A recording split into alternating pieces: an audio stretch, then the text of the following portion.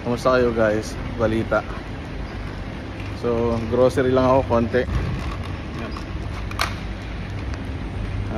Necessity lang. Tubig, tsaka tinapay, tsaka sushi. Okay na yan. So, dito sa Dubai, kung hindi ka marunong magtipid talaga, nahirapan ka dito mga survive, no? Unang punta ko dito 2011. Ayun, first na punta ko sa Dubai para maghanap ng trabaho. Fresh grad, fresh board passer, no? Tapos ako lang ng PRC, dumiretso na ako dito. Kasi iniisip ko, kung mag-i-experience ako dito na mas malaki sahod.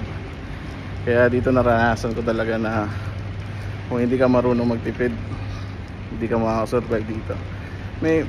Merong mga paraan para matikman mo naman yung mga masasarap na pagkain. Kasi hahanapin mo lang talaga yung mga mura eh.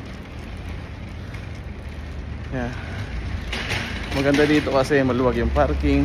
Ito yung mall na lagi namin pinupuntahan kasi malapit sa bahay. Kaya saludo ako sa mga sa mga OFW talaga, lalo na sa Dubai kasi kitang-kita ko yung mga diskarte talaga nila.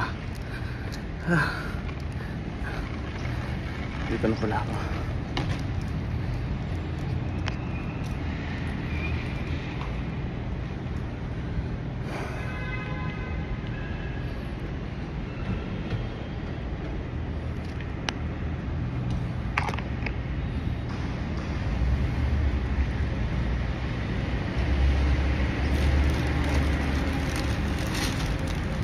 Sushi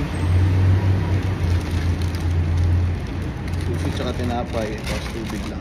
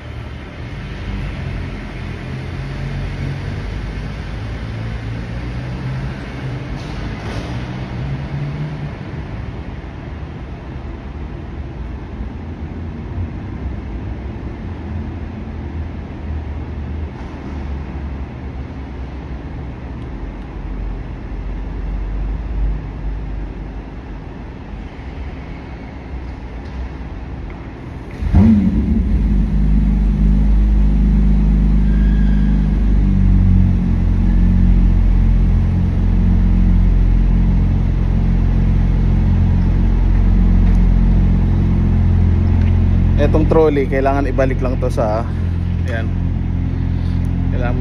Kailangan mo siyang ibalik diyan.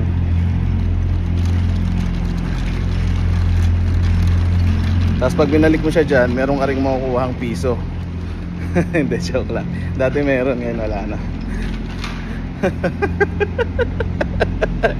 So, kailangan talaga matuto magtipid, guys.